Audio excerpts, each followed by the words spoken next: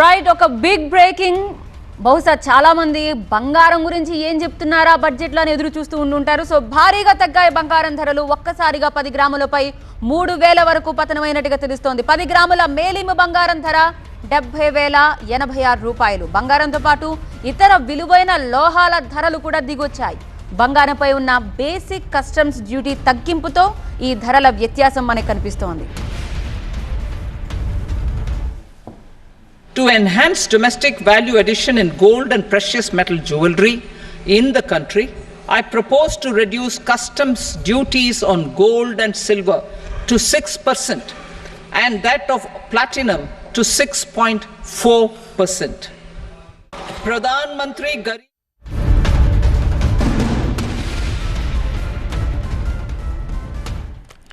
So ప్రస్తుతం తగ్గిన బంగారం ధరలకు సంబంధించి ఎఫెక్ట్ ఎలా ఉండబోతోంది, ఇక ఫ్యూచర్లో ఎలా ఉండబోతోంది, వీటికి సంబంధించిన డీటెయిల్స్ అందించడానికి మా అసోసియేట్ ఎడిటర్ సుకుమార్ ప్రస్తుతం టీవీ9 లైవ్లో సిద్ధంగా ఉన్నారు. సుకుమార్, ఎలా చూడాలంటే మొదటగా స్టాక్ మార్కెట్కు సంబంధించి బడ్జెట్ నడుస్తున్నంతసేపు కూడా ఇక్కడ అప్స్ అండ్ డౌన్ కనిపించి ఫైనల్లీ ఒకవేళ ఓకే భారీ నష్టాలు కాదు కానీ మళ్ళీ సేమ్ లెవెల్కి వచ్చి ఎండ్ అయింది. కానీ బంగారం అంటే ఇంతకుముందు ఎంత ఉండాలి, ఇప్పుడు ఆల్ ఆఫ్ సడన్ 3000 తగ్గడానికి ఏది బేసిక్ రీజన్? ముఖ్యంగా బడ్జెట్లో అనౌన్స్ చేసిన ఇంపోర్ట్ డ్యూటీ ఏదైతే కట్ ఉందో దాన్ని బేస్ చేసుకునే బంగారం వెండి ధరలు తగ్గడం జరుగుతుంది. ముఖ్యంగా 23 మెటల్స్ ఏవైతే ప్రిషియస్ మెటల్స్ కావచ్చు, లేకపోతే రెగ్యులర్గా కార్ బ్యాటరీస్లో వాడే లిథియం లాంటి అన్నిటి మీద కూడా ఇంపోర్ట్ డ్యూటీని స్లాష్ డౌన్ చేయడం, కొన్నిటికైతే జీరో చేయడం వల్ల ఈ ఫాల్ని మనం చూడొచ్చు దేవి. ఇంకొకటి మనకి అంటే డైరెక్ట్గా మార్కెట్లో 3000 రూపాయలు తగ్గినప్పటికి కూడా 10 గ్రాముల బంగారం ధర మనకి ఫ్యూచర్స్లో 3864 రూపాయలు తగ్గి ప్రస్తుతం 68,854 రూపాయల దగ్గర ట్రేడ్ అవుతుంది. అంటే దీన్ని బట్టి చూస్తే ఇంపాక్ట్ ఏదైతే మనకి ఈ ట్యాక్స్ ఇంప్లికేషన్స్ ఉన్నాయో అది రాబోయే 2-3 రోజుల్లో ఇంప్లై అవుతాయి. కాబట్టి దానికి తగినట్టుగానే మార్కెట్స్ కూడా అడ్జస్ట్ అయినట్టుగా చూడాలి. వెండి విషయానికి వస్తే దాదాపు 4% డౌన్ సైడ్ వెళ్ళింది.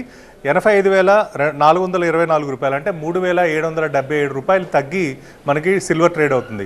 ఏదైతే ఫైనాన్స్ మినిస్టర్ అనౌన్స్ చేశారో బడ్జెట్లో అనౌన్స్ చేసిన మరుక్షణం బులియన్ మార్కెట్లో ఇమ్మీడియట్గా ఈ ఫాల్ రావడం జరిగింది.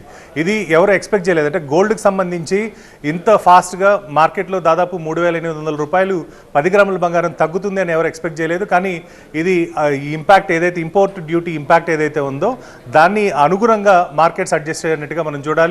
మెటల్స్లో ఎస్పెషలీ ప్లాటినం, గోల్డ్, సిల్వర్ ఈ మూడిట్లో ఇంపోర్ట్ డ్యూటీస్ తగ్గడం వల్ల అన్నిటికన్నా ఎక్కువగా రియాక్ట్ అయ్యేది గోల్డ్. కాబట్టి పెరిగినా తగ్గినా గోల్డ్లో ఈ అనూహ్యమైన డౌన్ఫాల్ మనం చూస్తున్నాం దేవి. రైట్, కానీ సుకుమార్ జనరల్గా ఎలా చూస్తూ ఉంటారంటే ఓకే మనం బంగారం అనేది ఈ కైండ్ ఆఫ్ మనం డైరెక్ట్గా టచ్ చేసేది లేదా షేర్ మార్కెట్లో పెట్టుకుని ఒక గోల్డ్ ఒకవేళ అలా చూస్తే కనుక చాలా మంది ఇక్కడ నుంచి తీసి దీంట్లో పెడుతూ ఉంటారు, ఇక్కడ నుంచి తీసి దీంట్లో పెడుతూ ఉంటారు. ఇప్పుడు ఒక ఇన్వెస్టర్గా ఏది బెటర్ ఆప్షన్?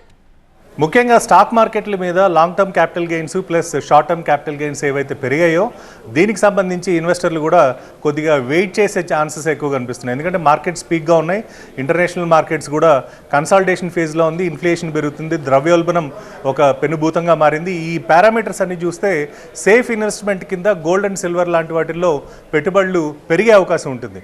ఎందుకంటే గత 2-3 నెలలు కనుక మనం చూస్తే అంతర్జాతీయ మార్కెట్లలో బంగారం ధర భారీ ఎత్తున పెరిగినప్పటికీ కూడా అక్కడ సస్టైన్ కాకుండా తగ్గడం జరిగింది.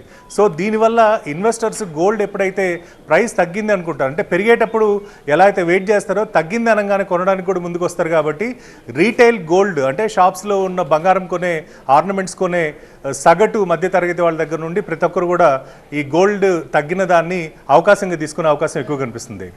Right, thank you so much Sukumar details అందించినందుకు. సో ఇది మొత్తం